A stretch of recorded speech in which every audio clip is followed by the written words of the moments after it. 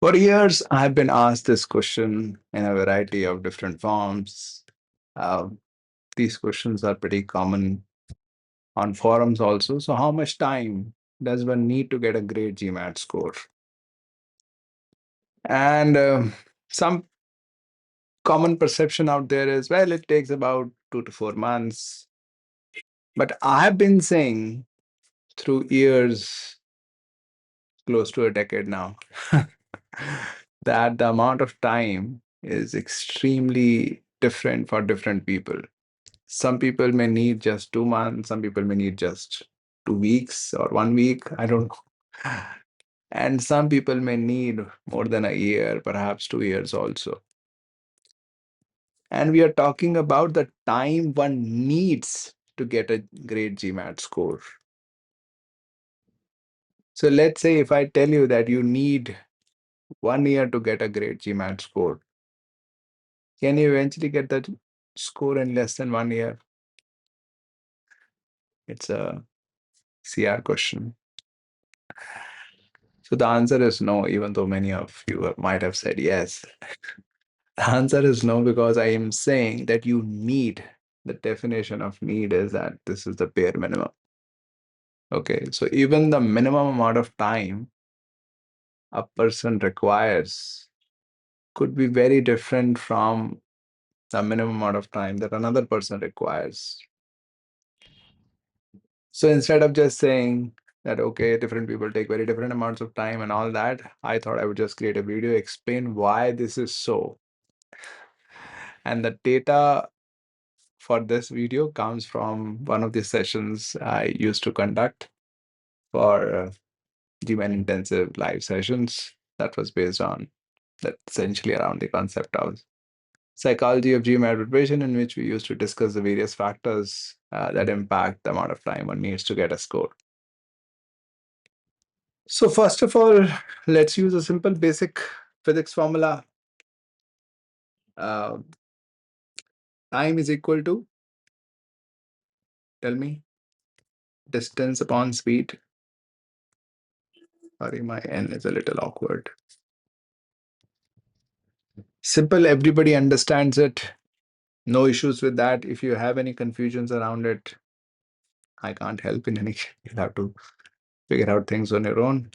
But so now distance is pretty simple. Distance is just these two things, right? So distance is just the difference between whatever your target score minus your starting score. So if you're starting from a score of 500 and your target is 700, so 705, 505, so essentially your distance becomes 200. So for different people, of course, the distance could be different, right? And could be very different, right? Some people could, for some people, the distance could be just 50 points. For another person, the distance could be 200 points. For another person, could be 300 points. For another person, it could be just 20 points.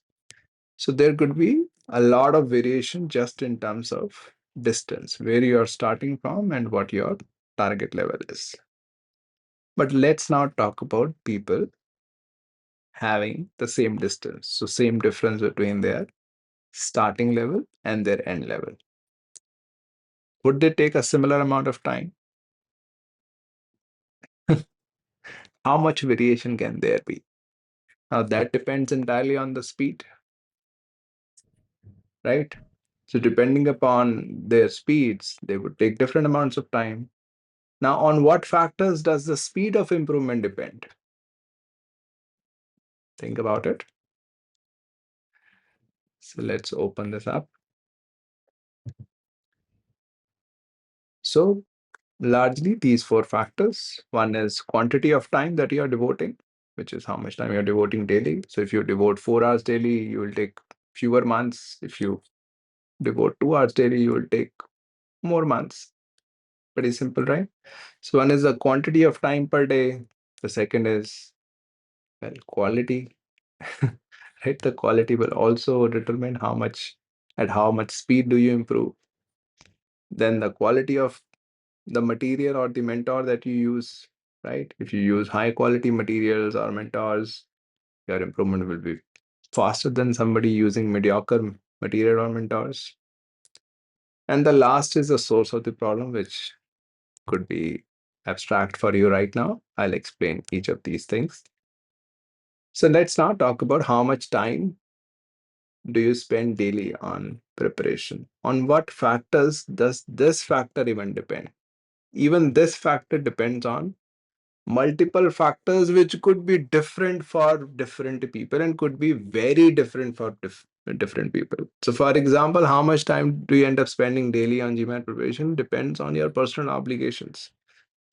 For example, could be if your family member is not healthy or you have to spend some time daily there, then naturally the time that you have left for GMAT preparation will be limited. Depends on your work commitments also. So, for example, some people may have just let's say 5 6 hour job. Some people may have a 12-hour job. So, depending upon the work commitments, you'll have less time left for or more time left for GMAT preparation. Another is, of course, discipline and motivation. Now, discipline and motivation are not something that you are choosing right now. They are a consequence of the life that you have lived. So you can't change them right away. Okay, of course, it could be GMAT specific. You could have high motivation or discipline for other factors. They may not be for other aspects of your life. You may not have as much motivation, but still, the overall motivation and discipline level is still influenced by how you have typically lived, which is not in your control right now. So even the quantity of time that you end up spending on GMAT preparation, just the quantity part is dependent on many factors, which you can see perhaps will vary for different individuals. Now let's talk about the quality of time. The quality of time depends on how focused or distracted you are. Now, is focus different for different people? Yes, right? For sure, it is very different. Some people could be very distracted, used to checking their mobile every 2 seconds. Some people may be more focused. They check their mobile every 2 minutes. so, so basically, the amount of focus and how focused or distracted you are, that again also depends on various factors. Essentially, the way you have lived so far, which in turn could be dependent on various factors. The quality of time that you are going to spend will also depend on your mental health. As you can see, mental health is also dependent on a variety of factors, including your family situation, number of other factors going on in your life. So if your mental health is not sound, you could be spending the same amount of time, let's say 3 hours a day, but the quality is not there. So you'll not be able to gain as much from studying as somebody else whose mental health is perfectly sound. Right? So in this case, it's important to understand that yeah, there are a variety of factors which are not in my immediate control. Okay, it's not to start blaming your mental health or cursing your own self. That's not going to help. Is that going to help? If that's going to help, you can do that, but that's not helpful for anybody. Whatever is not in our control, the most helpful thing is to work with the constraint rather than constantly blaming or cursing yourself for having the constraints. Make sense? So even the quality of time that you spend, that depends on a variety of factors which are beyond your immediate control. Quality of material and mentor, of course, you can go for highest depending upon your budget and depending upon your research. But another thing is, very important thing is, what is the source of your problem? So for example, two people looking to improve from 505 to let's say 705. But the question fundamentally is, why is the person who is getting 505 getting that score? Now, there can be 2 3 reasons, or we can broadly categorize them into 3 categories. One could be a knowledge level problem. So which means that he just is not aware at all about GMAT specific things. He has all the skills in the world, but there are certain GMAT specific knowledge pieces that he is not aware of. In that case, the improvement will be extremely fast. If this problem or the low score is almost entirely because of the knowledge piece. How much time do you need to acquire knowledge? Probably you can get the entire knowledge in a week, 2 weeks, 3 weeks, 4 weeks. You'll be done and you will have 200-point improvement. So that's why you have some cases in which 150, 200-point improvement happens within a very short span of time. Why? Largely a knowledge level problem. It could be a skill level issue also. For example, your comprehension skills are not great. Your reasoning skills are not great, or your quantitative skills are not great. Now, depending upon the mix, how much it is a knowledge based problem and how much it is a skill based problem, you could take anywhere from 6 months to 2 years, or even more depending on how severe the issues are. And then lastly, there could be a life skill issues also. Again, that includes your mental health, which includes anxiety, stress, confidence levels. So, for example, if mental health is a huge challenge, then even to improve your comprehension and reasoning skills will be very challenging because it needs a lot of time and you will, of course, have a lot of failures, right? Failure is a part of the process. How can you succeed from the beginning? But every mistake you make triggers a lot of anxiety, triggers a lot of stress. Then how will you improve those skills when you are dealing with a lot of stress, anxiety on seeing every mistake, right? So that means you will need much more time than others. Of course, it may make sense to work on your life skills alongside that. In any case, makes sense regardless of whether you're preparing for the GMAT or not. If uh, there are significant mental health issues, anxiety, stress, every small thing in life triggers those things. It makes sense to work on your life skills or your own experience of life, regardless of whether you're preparing for the GMAT or not. But if you're preparing for the GMAT, these things still play a significant role. So let's say even if the rest of the issues or rest of the factors are the same for you and somebody else, but let's say that person is having a lot of mental health issues.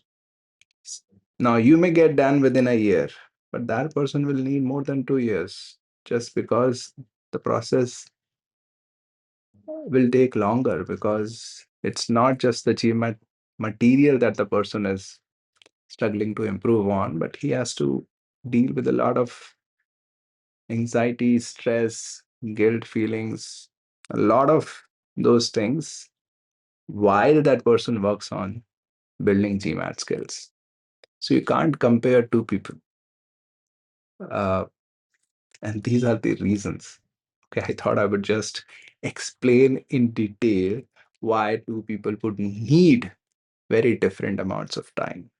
Now, if you are a person who would need a lot of time, let's say 1 year or 2 years, nobody knows in the beginning. Okay, I don't know. I can, even if I after spending 10 sessions with a person, I can just make some guesses, but of course I don't know for sure how much time does that person need. Uh, so if, but we can sense that, okay, you're going to take a lot of time. It's not going to be 2 month thing for you, right? And I can understand it's going to be more than 6 months, could be a year, but right. So we can have some level of assessment in a broad sense.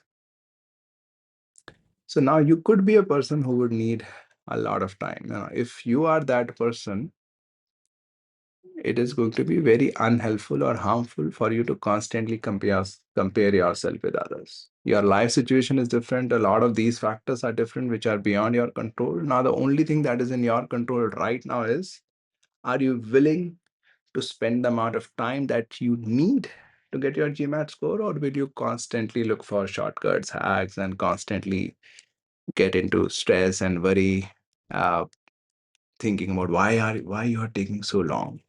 No, some people need a lot of time. That's how it is because of variety of factors.